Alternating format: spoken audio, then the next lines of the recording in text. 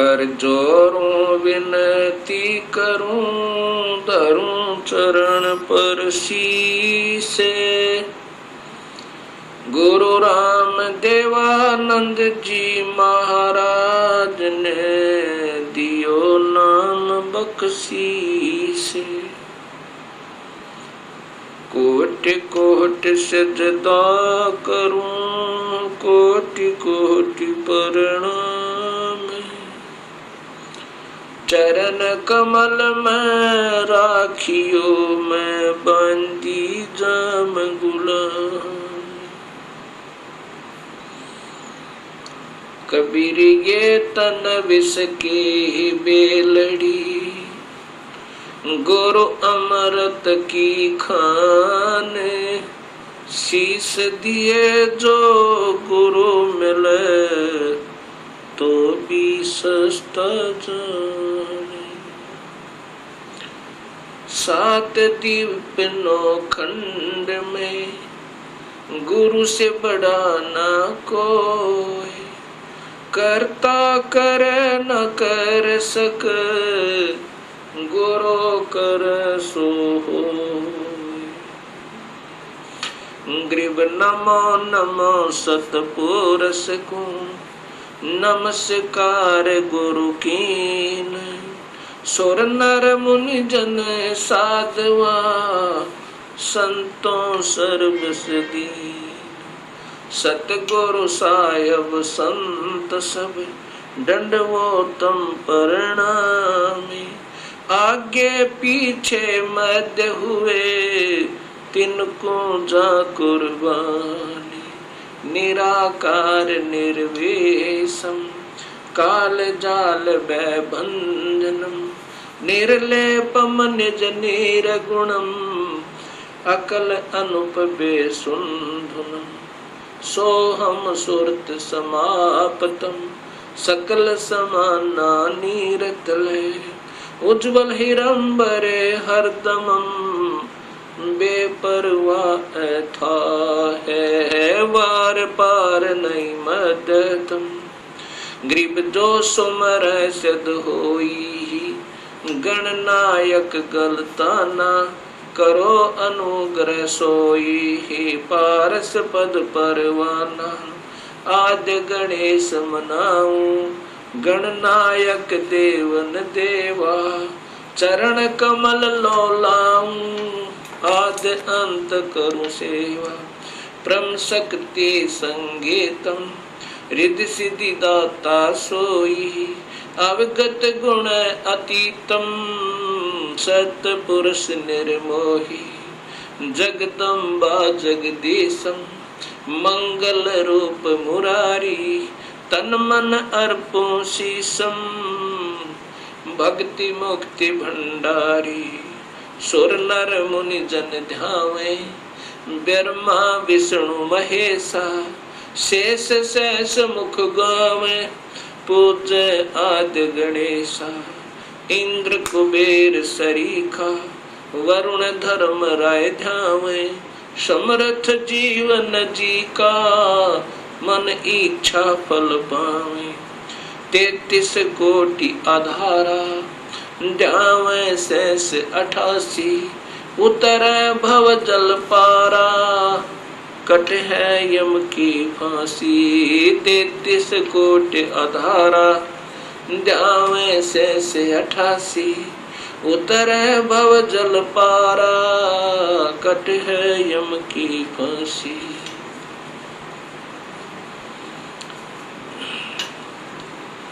कबीर लूट सको तो लूटियो, राम नाम की लोटी। पीछे फिर पछताओगे, प्राण जहांगे छूटे। नहीं भरोसा देही का, विनस जावे छन माही। श्वास उसास में सुमरण करो, और यतन कछु नाही। कबीर श्वास श्वास में नाम जपो, व्यर्था श्वास मत खो। ना जाने इस श्वास को, आवण हो कि न हो, राम रटत कोठी भलो, चू चू पड़े जो चामे, ये कंचन दे किस काम की, जा मुख नाही नाम। कबीर जिव्या तो वो ए बली, जो रटे हरि नाम, नहीं तो काट बगाइयो, मुख में भलो ना चामे। कबीर राम रटत कन्या भली, साकट भलो न पूते, बकरी के गल में गल थना, जा में दूध न मोहते। कबीर राम रटत दारिद्र भलो, टूटी घर की छाने, वो सुंदर महल किस काम के, जहाँ भक्ति नहीं भगवान।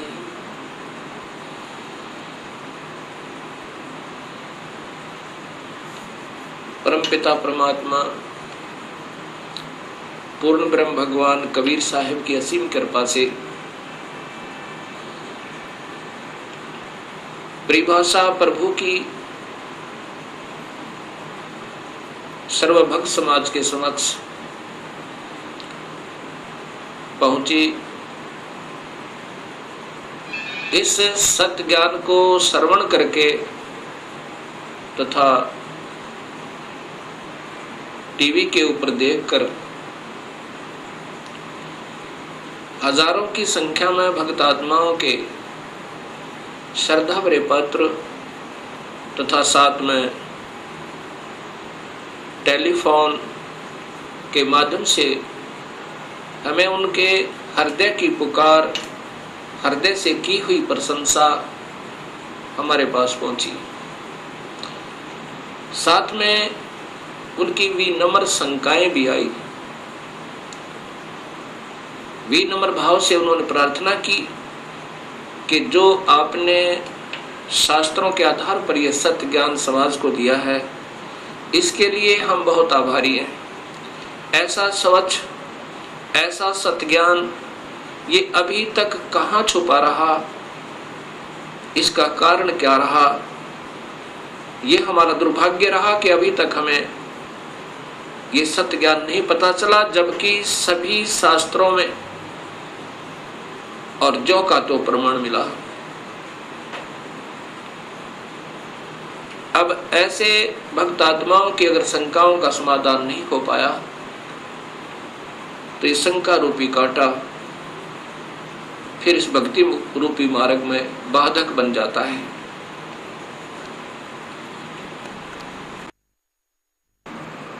इसके लिए सर्वप्रथम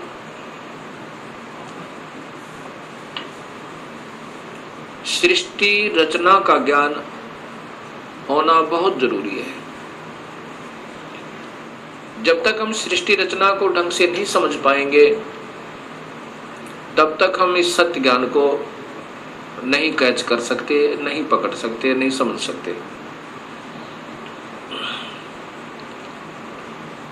सृष्टि रचना के बारे में अभी तक समाज को, भगत समाज को, अपना कोई समाज नहीं है, कोई धर्म नहीं है हमारा एक ही धर्म है, मानव धर्म, और जीव अपनी जाति है। ये सबसे पहले हमने याद रखना चाहिए। जीव हमारी जाति है, मानव धर्म हमारा, हिंदू मुस्लिम सिख ईसाई ये धर्म नहीं कोई न्यारा है। हम एक पिता की संतान हैं, हमारा एक ही बाप है, वो कुल मालिक पूर्ण परमात्मा। और पिछले इतिहास को अगर हम देखें, उसमें ना कोई हिंदू था, ना मुसलमान, ना सिख, ना ईसाई। आज हम कोई हिंदू बना हुआ है, इस मानव शरीर के समाप्त होने पर भक्तिहीन प्राणी अपने संस्कारवश कभी पशु बन जाएगा, कभी पक्षी बनेगा, कभी पानी के जलचर बन जाएंगे। जब हम पशु होंगे तो हमारी पशु जाति होगी, और जब हम पक्षी होंगे तो हम पक्षी जाति के प्राणी होंगे। और ये भी हो सकता है कि हमारा कोई पुण्य संस्कार बचा हुआ हो, पुनर्जन्म मानव का हो, तो हम, कोई हिंदू है वो मुसलमान के घर जन्म लेगा, क्योंकि हमारे पिछले संस्कार रले मिले हैं, अलग नहीं है। सिख धर्म लगभग 300 वर्ष पूर्व 10वें गुरु गोविंद सिंह जी के द्वारा ये निर्मित हुआ, इसका उत्थान हुआ।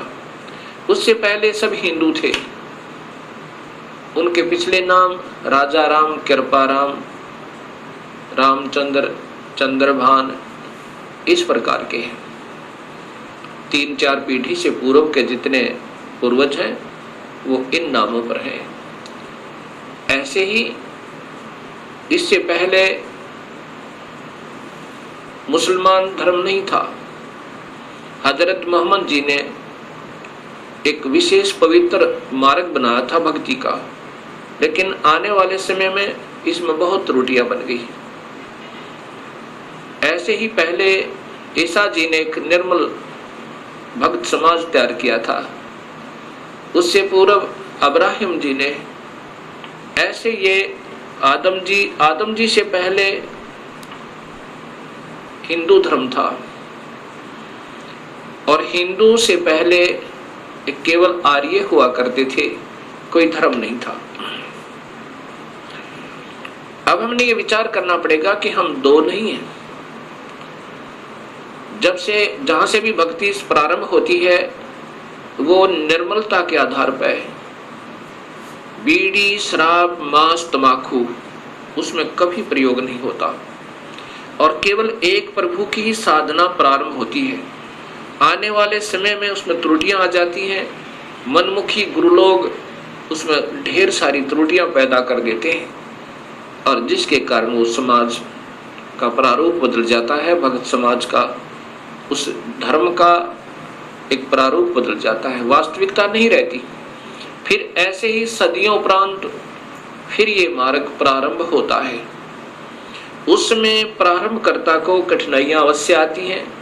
समाज समझता है कि ये निंदक है, सभी को की साधनाओं को गलत बता रहा है। बिल्कुल नहीं,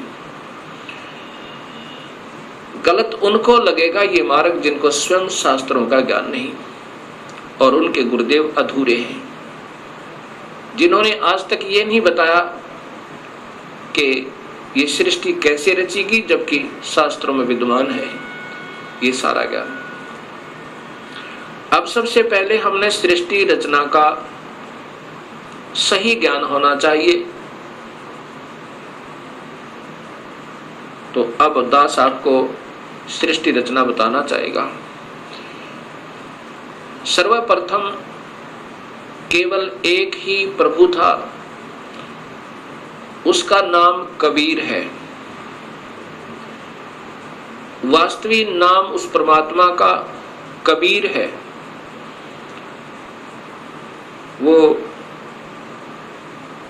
अनामी लोक में, अकय लोक में रहता था, और वहीं पर हम सब जीव उसी परमेश्वर कबीर में समाये हुए थे। उसके बाद उस परमात्मा ने स्वयं प्रकट होकर, अर्थात अपने उस अनामी लोक में स्वयं ही 3 नीचे के लोकों की ओर रचना की। अलख लोक, अगम लोक, फिर अलख लोक, और नीचे का सतलोक। फिर सतलोक में आकर के उस परमेश्वर ने अन्य रचना की। सर्वप्रथम एक शब्द से 16 द्वीपों की रचना की। उसके बाद 16 शब्द फिर उच्चारण किए, उनसे अपने 16 पुत्रों का निर्माण किया, उनकी शब्द से उत्पत्ति की, वचन से। और उनको उन 16 द्वीपों में रहने की आज्ञा दी। उनमें से एक पुत्र अचिंत को उस सतपुरुष ने, क्योंकि सतलोक में उपमात्मक नाम उसी कबीर परमेश्वर का सतपुरुष, नि अक्षर पुरुष, परम अक्षर पुरुष, शब्द स्वरूपी राम, अकाल मूर्त, पूर्ण ब्रह्म, ये उनके उपमात्मक नाम है। और वास्तविक नाम उस परमेश्वर का कबीर है।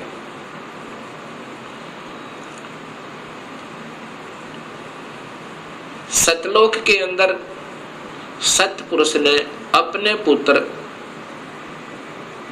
अचिंत से कहा कि आप यहाँ की अन्य सृष्टि रचना को करो मेरी शक्ति तक। अचिंत ने अपनी शब्द शक्ति से अक्षर पुरुष परब्रह्म की उत्पत्ति की और उससे कहा कि मेरा सहयोग दो यहाँ सतलोक में अन्य सृष्टि रचना करने का। अक्षर पुरुष अर्थात ये परब्रह्म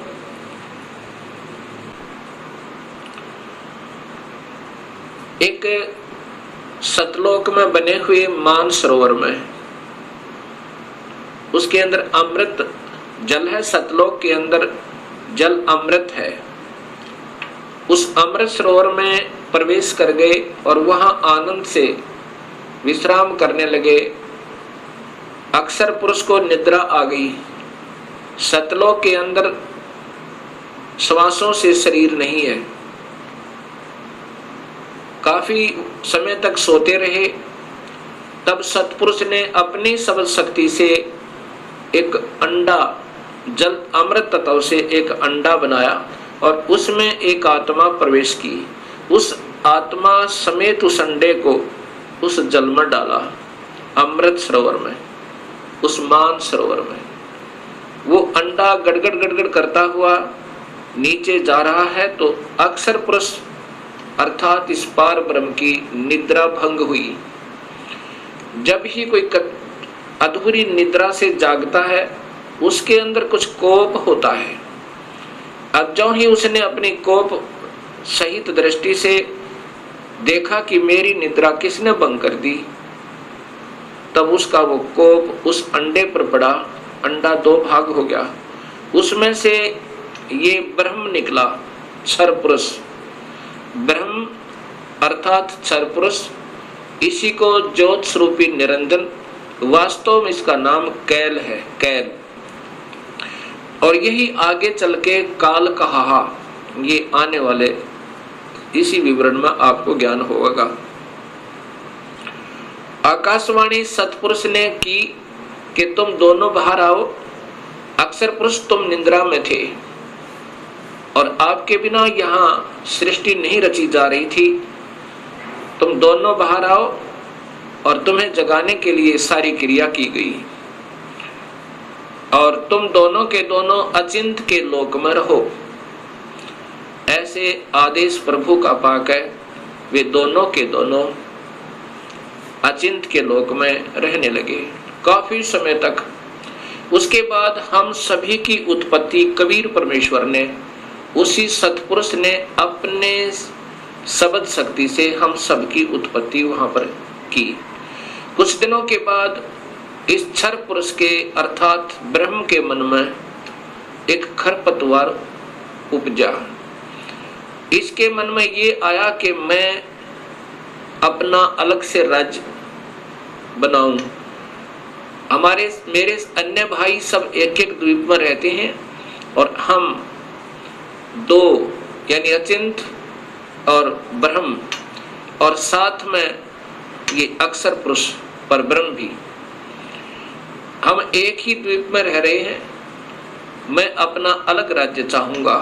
इस उद्देश्य से ब्रह्म ने, क्षर पुरुष ने, ज्योत स्वरूपी निरंजन ने 70 युग तक अलग से एक पैर पर खड़ा होकर तपस्या की। जब ये तपस्या कर रहा था हम ये सभी आत्माएं जो आज काल के लोक में दुख पा रहे हैं, चाहे आज कोई देव बना है, चाहे कोई महादेव बना है, चाहे आज कोई शूकर बना है, चाहे कोई गधा बना है, चाहे कोई राजा बना है, चाहे कोई रंक बना है, पशु या पक्षी बना हुआ है, ये सभी की सभी आत्माएं हम इस काल के ऊपर अर्थात इस ब्रह्म के ऊपर आसक्त हो गए। और यही बीमारी आज हमारे अंदर विद्यमान है, यही प्रक्रिया। जैसे ये नादान बच्चे किसी हीरो और हीरोइन को देखकर उसकी अदाओं के ऊपर इतने आसक्त हो जाते हैं कि वो अगर आसपास कहीं किसी शहर में वो हीरो, वो अभिनेता या अभिनेत्री आ जाए, लाखों की संख्या में उनके दर्शनार्थ भीड़ उमड़ जाए और लेना एक न देने दो, कुछ मिलना नहीं उससे। ऐसी हमारी वृत्ति वहां बिगड़ी थी सत्यलोक में। हम वहां रहा करते थे अपने पिता के पास, कोई दुख नहीं था, कोई मृत्यु नहीं थी, हमारे परिवार थे, हम प्यार से रहा करते थे।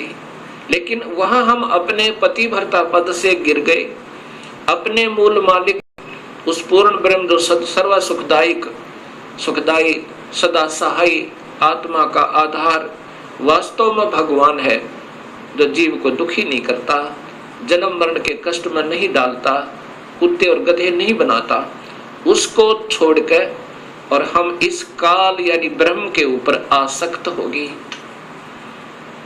जब इसने सत्युग तप कर लिया, तब पूर्ण परमात्मा ने, पूर्ण ब्रह्म ने, सतपुरुष ने पूछा भी क्या चाहता है तू काल, कैल क्या चाहता है, ब्रह्म तू क्या चाहता है। तब इस ज्योत स्वरूपी निरंजन ने कहा कि पिताजी, ये स्थान जहां मैं रह रहा हूं ये कम है, मुझे अलग से राज्य दो। तब उस पूर्ण ब्रह्म ने इस ब्रह्म के तप के बदले में 21 ब्रह्मांड प्रदान कर दिए, जैसे 21 प्लॉट दे देवे कोई साहूकार पिता अपने पुत्र को। 21 ब्रह्मांडों को पाकर ये ज्योत निरंजन बड़ा प्रसन्न हुआ। कुछ दिनों के बाद इसके मन में आया कि इसमें कोई अन्य रचना करूं, उसके लिए कुछ सामान पिताजी से मांगू। इसने सत्ययुग तप फिर किया। तब सतपुरुष ने पूछा कि आप क्या चाहते हो, आपको 21 ब्रह्मांड प्रदान कर दिए। तब इस ब्रह्म ने कहा कि पिताजी, इसमें कुछ रचना करना चाहता हूं, कृपा रचना करने की सामग्री दीजिए। सतपुरुष ने इस ब्रह्म को 5 तत्व और 3 गुण प्रदान कर दिए। इसके बाद इसने सोचा कि ब्रह्म ने सोचा कि इसमें जीव भी हो, मेरा अकेले का मन नहीं लगता। इस उद्देश्य से 64 युग तप फिर किया।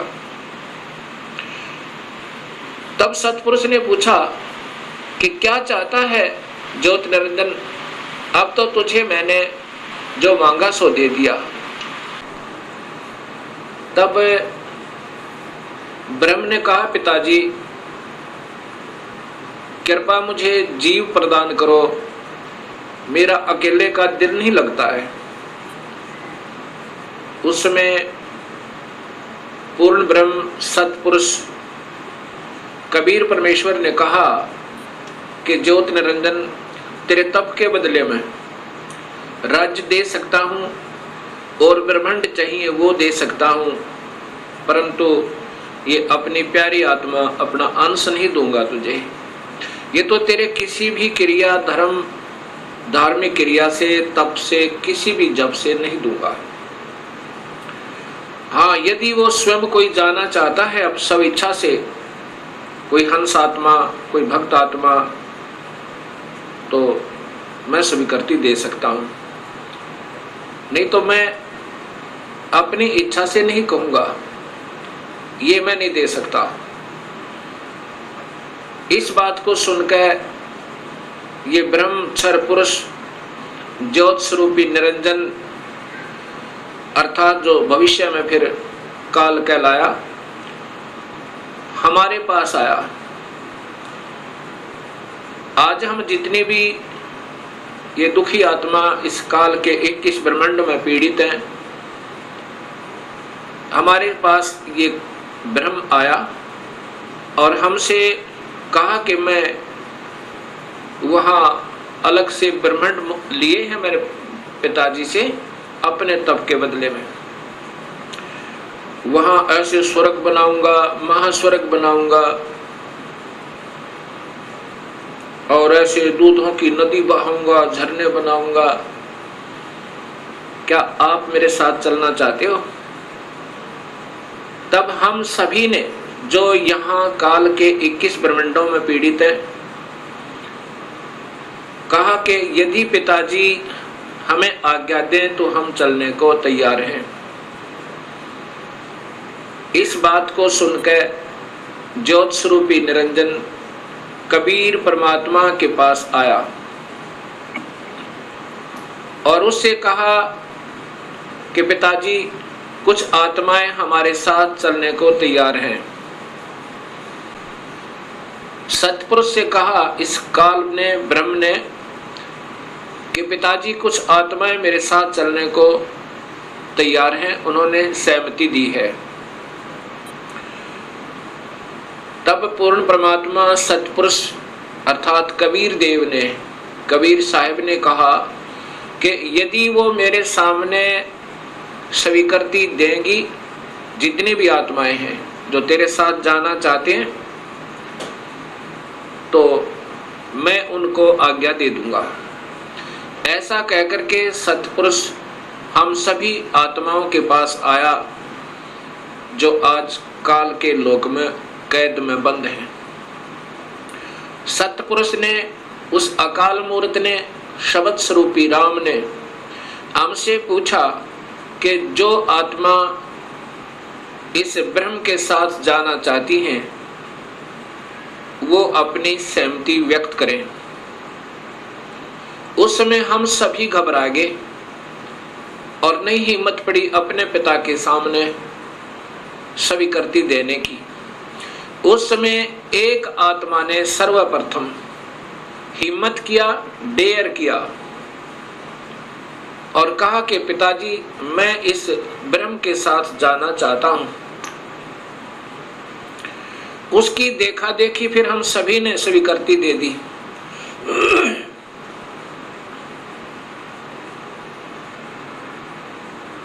और जितनी भी आत्माएं उस समय स्वीकृति दी थी, सभी कबीर साहिब ने उनके नंबर नोट किए और जिसने सर्वप्रथम सहमति दी थी उस आत्मा का भी नंबर नोट किया और ब्रह्म से कहा कि ब्रह्म आप जाओ अपने लोक में, अब इन सभी आत्माओं को मैं विधिवत तेरे लोक में भेजूंगा।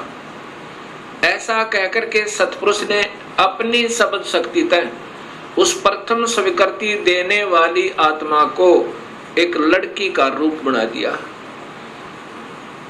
और उसको उसके अंदर एक शब्द शक्ति दे दी और हम सभी जीवात्माओं को उसे प्रकृति देवी भी कहते हैं, अष्टंगी भी कहते हैं और वही महामाया भी कहलाई।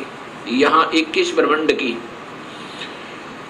इस देवी को उत्पन्न किया अर्थात उस आत्मा का लड़की बनाया। फिर हम सभी आत्माओं को जो 21 ब्रह्मांड में आए हुए हैं उसके अंदर प्रवेश कर दिया, इस लड़की के शरीर में, प्रकृति देवी के शरीर में, अर्थात इसको अध्या माया भी कहते हैं और यही आगे चलकर त्रिदेवों की माता कहलाई। प्रवेश कर दिया और कहा कि बेटी, तेरे को मैंने शब्द शक्ति दे दी है और जितने भी जीव काल कहे, ब्रह्म कहेगा तू बना देना। एक बार मुख से उच्चारण करेगी उतने ही नर और मादा ये जोड़े उत्पन्न हो जाएंगे। अपने पुत्र सहजदास से कहा, सहजदास जाओ अपनी बहन को उस ज्योत स्वरूपी निरंजन के पास छोड़ आओ और उसको बताना कि इस लड़की को, इस प्रकृति देवी को, अध्या माया को मैंने शब्द शक्ति दी है, ये जितने जीव तू कहेगा ये बना देगी। और जितनी आत्माओं ने स्वीकृति दी थी वो सभी इसके अंदर प्रवेश कर रखी हैं। सहजदास प्रकृति देवी को लेकर, अध्यामाया को लेकर ज्योत निरंजन के पास आया, उसके पास छोड़ दिया और कहा कि पिताजी ने ऐसे ऐसे कहा है, इस लड़की के पास शब्द शक्ति है और जितने जीव तू कहेगा ये नर और मादा अपने शब्द से उत्पन्न कर देगी। ऐसा कह करके सहजदास अपने लोक में लौट आया, अपने द्वीप में आ गया। युवा होने के कारण लड़की का रूप निखरा हुआ था। इस ज्योत स्वरूप निरंजन ब्रह्म अर्थात क्षर पुरुष के मन में नीचता उत्पन्न हुई, जो आज सब जीवों में विद्यमान है। वही व्यक्ति, वही प्रक्रिया, वही ये बुरी आदत युवा लड़की को देखकर उसके साथ बद व्यवहार करने की चेष्टा इस क्षर पुरुष ने अर्थात ज्योत स्वरूपी निरंजन ने की। लड़की ने, प्रकृति देवी ने कहा कि ज्योत निरंजन तू होश में आ जा, तू और मैं एक ही पिता की संतान है। पहले तेरी उत्पत्ति हुई उन्हीं के शब्द थे अंडे में और उन्हीं ने मुझे उत्पन्न किया। तू और मैं बहन और भाई हैं। बहन भाई का ये कर्म पाप का भागी होता है। तू मान जा मेरी बात। ज्योत निरंजन ने एक भी बात उस लड़की की नहीं सुनी और मदहोश होकर, विषय वासना के वश होकर, काम वश होकर उस लड़की को पकड़ने की चेष्टा की, दुष्कर्म करने के लिए। लड़की ने अपनी इज्जत बचाने का और कहीं स्थान ना पाकर, जो ही उस काल ने, ज्योत स्वरूपी निरंजन ने, क्षर पुरुष ने ऐसे मुंह खोला हुआ था आलिंगन करने के लिए, ऐसे बाजू फैलाई थी, उसी समय लड़की ने छोटा रूप बनाया, सूक्ष्म, बहुत सूक्ष्म, और उसके पेट में चली गई अपनी इज्जत रक्षा के लिए। वहां से अपने पिता से पुकार की, हे परम पिता, हे सतपुरुष, हे कबीर परमेश्वर, मेरी रक्षा करो।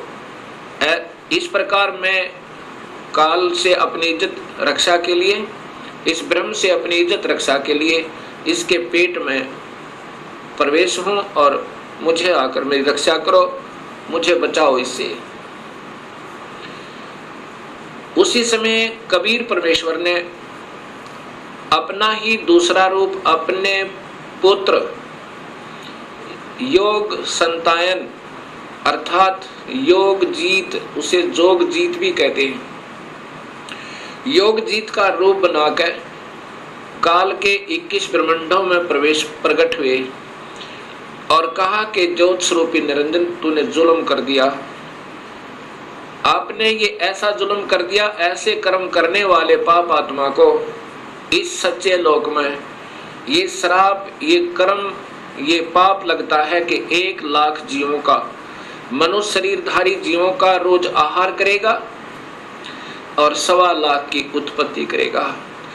पिताजी ने आदेश दिया है मुझे कि आप यहाँ से निकल जाइए अपने 21 ब्रह्मांड को लेकर, और लड़की को उसके पेट से निकाल दिया, प्रकृति देवी को इस ब्रह्म के पेट से निकाल दिया और उनको 21 ब्रह्मांड समेत और दोनों को वहां से निष्कासित कर दिया और कहा कि प्रकृति तूने स्वयं अपने पैर पर कवाड़ा मारा है, अपने पिता से दूर होगी तू, अब इसकी सजा तू ही पावेगी और जाओ यहाँ से 21 ब्रह्मांड लेकर आप चले जाओ। इतना कहते ही 21 ब्रह्मांड वायुयान की तरह वहां से चल पड़ा और वहां से सतलोक से 16 शंख कोश की दूरी पर नील पद्म शंख यानी 16 मिलियन 16 शंख कोस की दूरी पर ये 21 ब्रह्मांड आकर के स्थिर कर दिए कबीर परमेश्वर ने अपनी शक्ति तय। अब इस ज्योत स्वरूपी निरंजन के मन में फिर यही नीचता फिर उठी और कहा कि अब मेरा कौन क्या बिगाड़ सकता है, अब मैं मनमाना करूंगा। उस लड़की ने, प्रकृति देवी ने फिर प्रार्थना की कि ज्योत निरंजन अब भी तू मान जा। पहले तो आप और मैं एक ही पिता की संतान हैं, और दूसरे मैं तेरे पेट से होकर आई हूं। ये कर्म, अब मैं तेरी बेटी बन गई। प्रथम तो बहन और भाई का ये पाप कर्म महापाप का कारण, और दूसरे मैं तेरी बेटी हुई आपके पेट में होकर आई, और बाप बेटी का ये जुल्म अच्छा नहीं। मान जा मेरी बात, मेरे पास सब शक्ति है पिताजी की दी हुई, और जितने जीव तू कहेगा मैं बना दूंगी। लेकिन इस ज्योत स्वरूपी निरंजन ने एक भी बात नहीं सुनी उस प्रकृति देवी की, दुर्गा की। जबरदस्ती शादी की, और एक ब्रह्मांड में एक ऐसा स्थान बना रखा है इस काल भगवान ने, ब्रह्म भगवान ने। वहां पर ब्रह्मलोक कहते हैं उसको। उस ब्रह्मलोक के अंदर इसने 3 स्थान बना रखे हैं, एक रजोगुण प्रधान, एक सतोगुण प्रधान और एक तमोगुण प्रधान। जब ये सतोगुण रजोगुण प्रभावित क्षेत्र में इस दुर्गा को अपनी पत्नी के रूप में रखता हुआ वहां रहता है, उस समय जो पुत्र की उत्पत्ति होती है उसका नाम ब्रह्मा रख देता है, उसको रजोगुण बना देता है। उसके बाद ये दोनों उस स्थान पर आ जाते हैं जो सतोगुण प्रभावित होता है। वहां पर जो पुत्र उत्पन्न होता है उसके अंदर सतोगुण आ जाते हैं, उसके अंदर सतोगुण आ जाते हैं, और उसका नाम ये विष्णु रखते हैं। तीसरे स्थान को तमोगुण प्रभावित बना रखा है। वहां रहकर अब इसी प्रकृति देवी दुर्गा के साथ जो पुत्र उत्पन्न करता है उसका नाम रुद्र शंकर शिव रखता है। ऐसे ही हर ब्रह्मांड के अंदर इस काल भगवान ने, ब्रह्म भगवान ने ये ब्रह्मलोक बनाए हैं, और वहां पर ये ऐसे ही कुछ समय के लिए प्रकृति देवी को अपने साथ रखता है, और उसके बाद वहां से अंतर्ध्यान हो जाता है।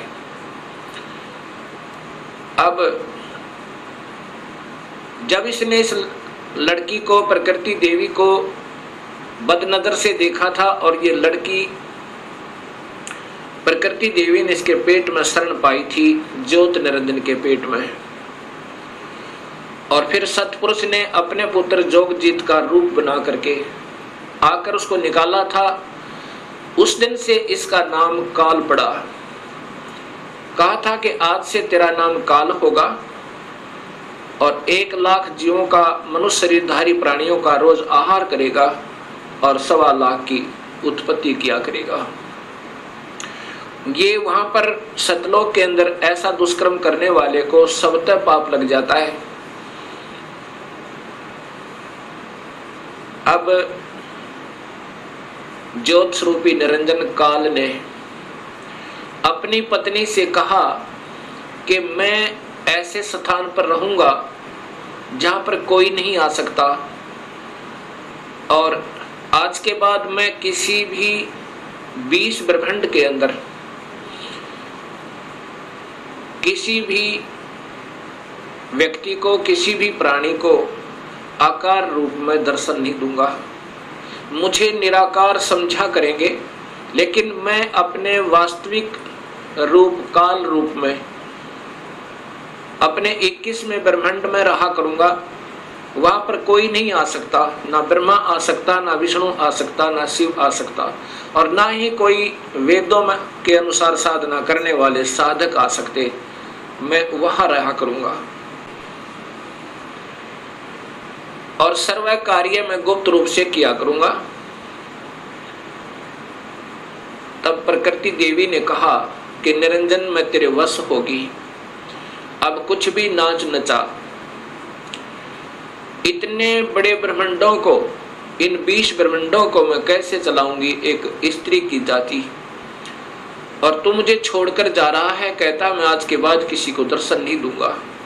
तब ज्योत स्वरूप निरंजन अर्थात इस काल भगवान ने, ब्रह्म ने कहा कि प्रकृति चिंता ना करे, जो कुछ भी करूंगा वो मैं ही करूंगा, तुम तो निमित्त मात्र होगे और ये बच्चे ब्रह्मा विष्णु महेश ये भी केवल निमित्त होंगे, इन सब का रिमोट मेरे पास होगा, सब कार्य मैं करवाऊंगा, तू चिंता मत कर।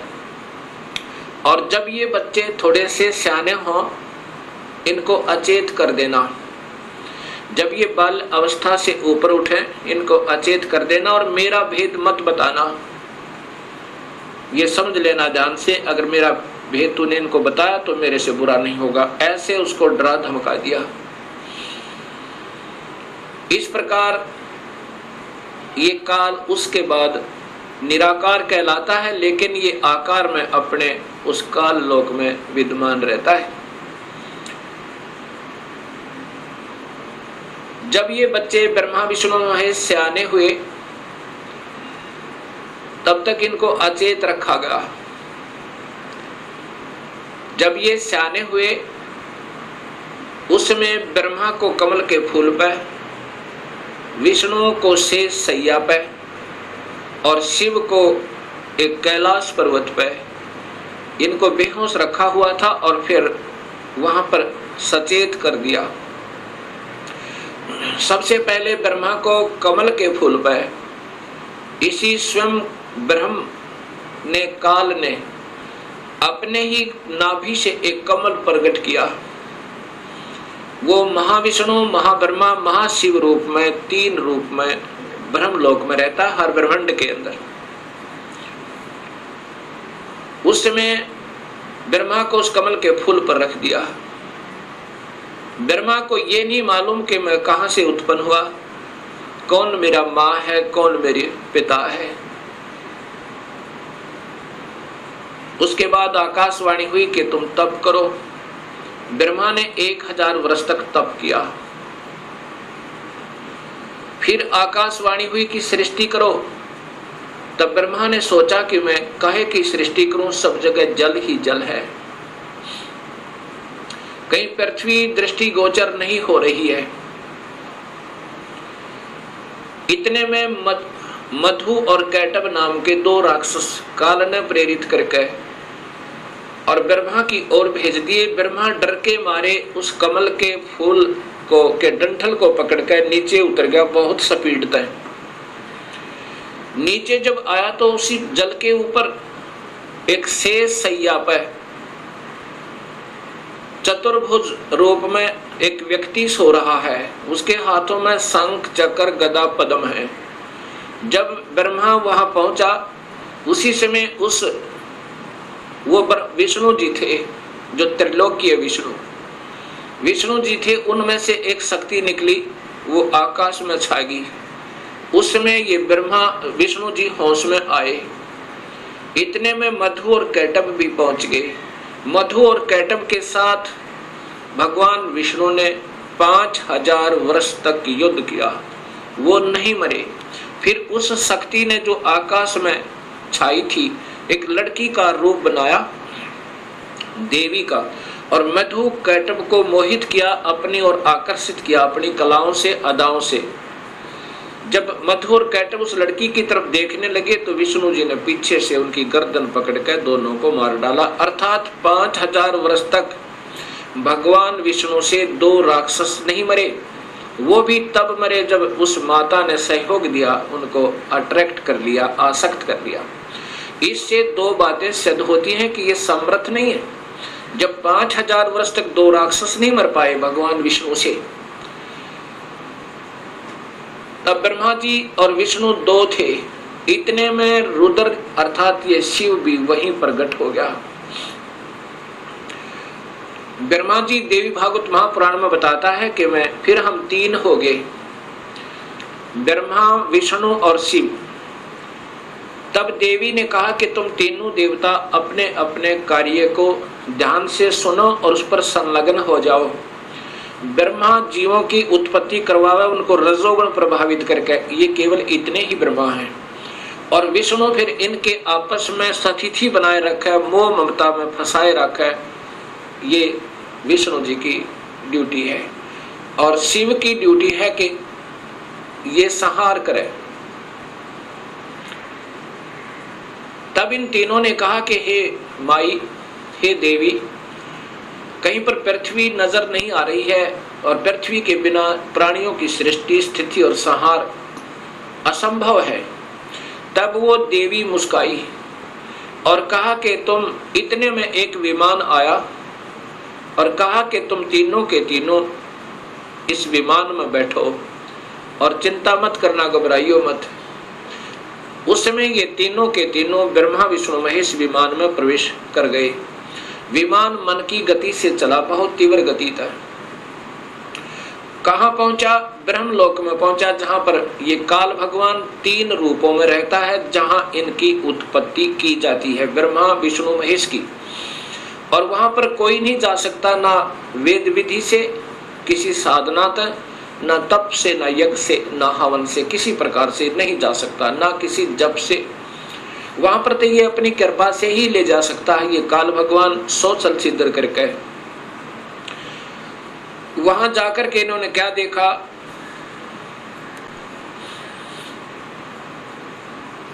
एक इंद्र देखा वहां पे, क्योंकि वो महास्वर्ग के अंदर एक महा इंद्र है। उसके बाद फिर आगे विमान गया, वहां एक ब्रह्मा देखा। जब दूसरा ब्रह्मा देखा तो शिव और विष्णु ब्रह्मा जी से पूछने लगे कि हे चतुरानन, ये दूसरा ब्रह्मा कौन है? तब ब्रह्मा जी ने कहा, मुझे नहीं मालूम ये कौन है। उसके बाद विमान आगे चला। फिर क्या देखा कि एक त्रिनेत्रधारी भगवान शिव दूसरा देखा, जो नंदी वृषभ पर सवार थे, हाथ में त्रिशूल लिए हुए थे। उसके बाद इनका विमान आगे चला। वहां पर क्या देखा कि एक विष्णु और थे, और वहां बहुत सुंदर विशाल लक्ष्मी का एक भवन था, उसमें बहुत ऐश्वर्य के साधन उपलब्ध थे। उसके बाद विमान आगे पहुंचा। कहां गया? एक माई बैठी थी, जिसके शरीर में जैसे हजारों बिजलियां चमक रही हो, इतना तेज था, इतना नूर था, और वो प्रकृति देवी थी। ये ब्रह्मा, विष्णु, महेश की माँ थी, माँ है जो इन्होंने देखी। विमान वहां रुका। देवी एक विशाल भवन के अंदर विराजमान थी। तब उसने कहा कि तुम तीनों के तीनों जहाज से नीचे उतरो। हम नीचे उतरे। ब्रह्मा, विष्णु, महेश, ब्रह्मा बता रहा है देवी भागवत महापुराण में, नीचे उतरे। तब विष्णु जी ने ध्यान से देखा और कहा कि ये तो अपनी माँ है। इस माई के दर्शन मैंने किए थे जब मैं बालक था, छोटा सा था। जब मैं बालक था, छोटा सा था, तब मैंने इस माई के दर्शन किए थे। इससे सब सिद्ध है कि इनका जन्म है और ये तीनों की माँ है। तब ब्रह्मा, विष्णु और शिव ने तीनों ने स्वीकार कर लिया कि ये ही अपनी जननी है। तब शिव जी कहते हैं, हे माता, जब आप ब्रह्मा को उत्पन्न करने वाली आप हैं, विष्णु भी जब आपके बालक हैं, तो ये तीसरा भी आप ही का बच्चा है।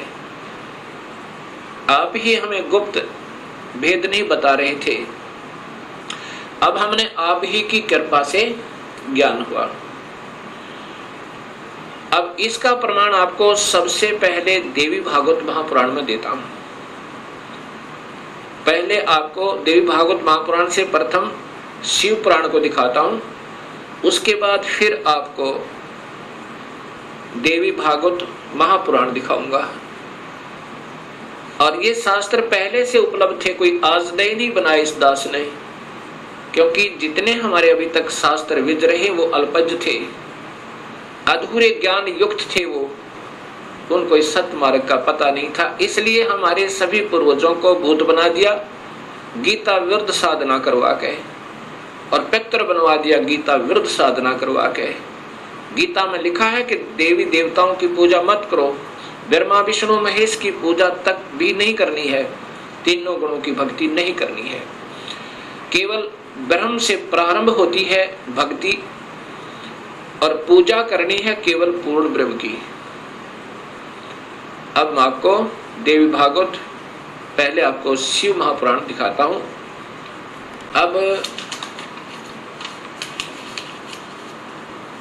अब देखिएगा भक्तात्माओं, ये देवी भागवत महापुराण, शिव महापुराण, ये शिव महापुराण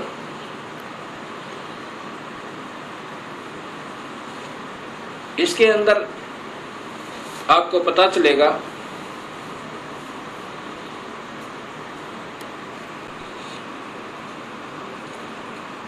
श्री शिव महापुराण भाषा सटीक सहितम, ये संस्कृत युक्त है, इसमें संस्कृत भी साथ है, और ये शिवा भाषा टीका टीकोत्तम, टीकाकार है डॉक्टर ब्रह्मानंद त्रिपाठी,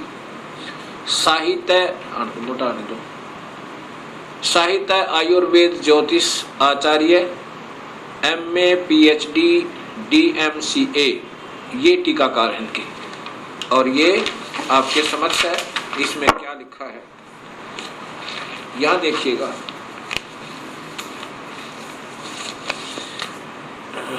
यहाँ से पढ़िएगा। ये संस्कृत है और ये हिंदी आपको दिखाना चाहूंगा।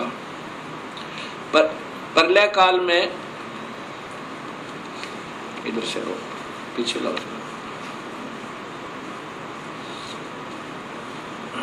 ए मुनिवर, प्रलय काल में भी शिव पार्वती का कभी वियोग ना होने के कारण ही काशी को अविमुक्त अक्षेत्र कहते हैं। प्राचीन काल में शिवजी ने इस अक्षेत्र का नाम पहले नंदनवन और बाद में अविमुक्त रखा था। हे देवर्षि नारद, आनंद वन में रमण करते हुए शिव पार्वती के मन में इच्छा हुई कि किसी दूसरे पुरुष का निर्माण किया जाए, जिसके ऊपर अपने इस महासागर को डालकर हम दोनों स्वच्छंद होकर वैराग्य धारण कर केवल काशीपुरी में निवास कर सकें। वही सदा सब कुछ करे, वही रक्षा करे, वही अंत में वही रक्षा करे, और अंत में मेरे अनुग्रह से वही सृष्टि का संवरण भी करे।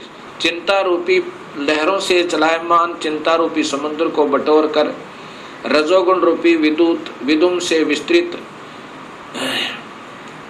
करे। अब यहाँ देखिएगा, ये ना अपने हिसाब से लगा रखेंगे। ऐसे विचार कर उस सर्वव्यापक भगवान ने उस पराशक्ति के 10वें अंग, ये 10वां अंग देखिएगा, ये ध्यान रखना, 10वें अंग अर्थात योनि में सुधार रूपी आवास का प्रयोग किया। ये दिखाना चाहते हैं आपको कि ये कहना क्या चाहते हैं हम। तब उससे तीनों लोकों में सुंदर एक पुरुष प्रकट हुआ, जो शांत एवं सतोगुण से युक्त था, गंभीरता में समुद्र के सम्मान तथा अक्षमावान था। हे मुनि, वह पुरुष इंद्र लक्ष्मणी के सदृश कांति वाला, अर्थात ये था कौन, ये देखिएगा नीचे। शिवजी ने कहा, जो पुत्र उत्पन्न हुआ उसको कहा सर्वव्यापक होने से तुम्हारा विष्णु यह प्रसिद्ध नाम होगा। ये देखिए ध्यान था, फिर देखिए सर्वव्यापक होने से, सर्वव्यापक होने से शिव ने कहा, शिव जी ने कहा सर्वव्यापक होने से के कारण तुम्हारा विष्णु यह प्रसिद्ध नाम होगा। अब इससे सिद्ध हो गया कि शिव जी से विष्णु की उत्पत्ति। एक बार फिर लीजिए,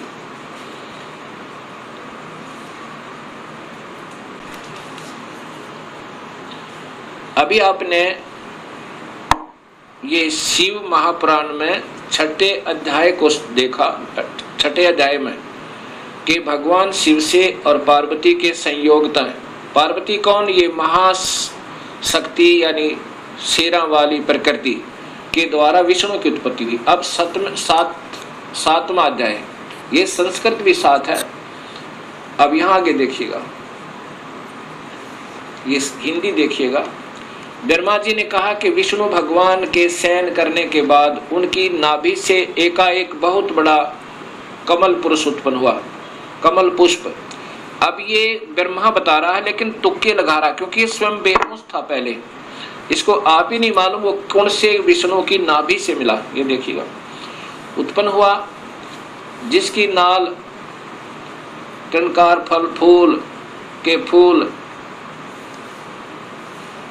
अब ज्यादा ना देख रही है, देखिएगा उस सांब शिव परमेश्वर भगवान शिव ने पहले की भांति जैसे विष्णु की उत्पत्ति की थी दुर्गा और काल के संयोग तय, पहले की भांति अपने दाहिने अंग से मुझे उत्पन्न किया। ब्रह्मा कह रहा कि मेरी उत्पत्ति भी उस काल ब्रह्म से, यानी शिव कह रहे हैं, ये शिव हो महा ब्रह्मा महाविष्णु महाशिव रूप में ये काल ही रहता है, मुझे उत्पन्न किया, ये ब्रह्मा जी ने बताया। कई भक्तात्मा कहते हैं कि जो गीता प्रेस गोरखपुर से प्रकाशित पुस्तकें हैं वही विशेषकर आम भक्त समाज उनको सत्य मानता, एथेंटिक मानता है। अब आपके सामने यही गीता प्रेस गोरखपुर से प्रकाशित ये पुस्तक दिखाते हैं, शिव महापुराण।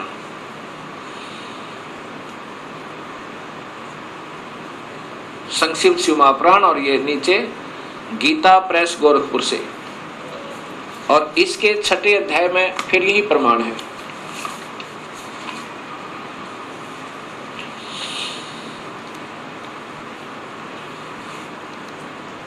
अब इसी शिव महापुराण का ये छठा अध्याय है। ये शिव महापुराण अध्याय नंबर 6, उसके बीच से सुना रहा हूं, आप इसको खरीद कर देख भी सकते हो। जिस परब्रह्म के विषय में ज्ञान और अज्ञान पूर्ण उक्तियों द्वारा इस प्रकार ऊपर बताए अनुसार विकल्प किए जाते हैं, उसने कुछ काल के बाद सृष्टि का समय आने पर द्वितीय की इच्छा प्रकट की। उसके भीतर एक से अनेक होने का संकल्प उदित हुआ। तब उस निराकार परमात्मा ने अपनी लीला शक्ति से अपने लिए मूर्ति आकार की कल्पना की। वह मूर्ति संपूर्ण ऐश्वर्य गुणों से संपन्न, सर्वज्ञानी, ज्ञानमयी, शुभ स्वरूपा, सर्वव्यापिनी, सर्वरूपा, सर्वदर्शनी, सर्वकारिणी, सबके एकमात्र वंदनिया, सर्वदा सब कुछ देने वाली और संपूर्ण संस्कृतियों का केंद्र थी। उस शुद्ध रूपणी ईश्वरीय मूर्ति की कल्पना करके वह अद्वितीय, अनादि, अनंत, सर्व प्रकाशक, चिंत, सर्वव्यापी और अविनाशी परब्रह्म अंतर्हित हो गया।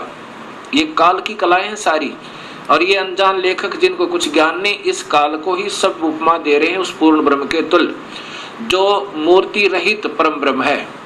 अब यहाँ मूर्ति हो गया और फिर मूर्ति रहित भी है। अब ये काल की ही कला है, वो क्या बन गया? शिव रूप में आ गया। उसकी मूर्ति यहाँ देखो, चिंतमय आकार भगवान सदाशिव हैं। ये काल ही निराकार है और यही फिर महाशिव, महाविष्णु और महाब्रह्मा के रूप में ये सब कलाएं करता है।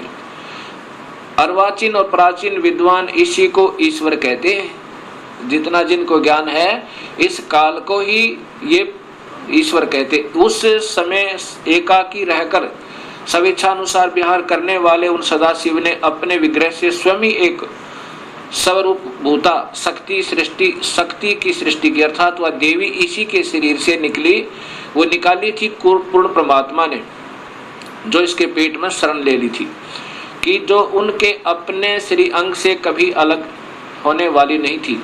उस पराशक्ति को प्रधान प्रकृति, देखो प्रधान प्रकृति गुणवती माया बुद्धि तत्व की जननी विकार रहित बताया गया है। वह शक्ति अंबिका कही गई है और उसी को प्रकृति, ये ध्यान से देखना भक्तात्माओं, यही देवी अध्या माया, ये प्रकृति देवी, प्रकृति सर्वोश्वरी त्रिदेव जननी, यानी तीनों देवताओं की माँ, ब्रह्मा विष्णु महेश की माता, नित्य और मूल कारण कही, सदाशिव द्वारा प्रकट की गई उस शक्ति की 8 भुजाएं हैं। अब ये शब्द ही स्पष्ट हो गया कि यही प्रकृति देवी ब्रह्मा विष्णु महेश की माता है।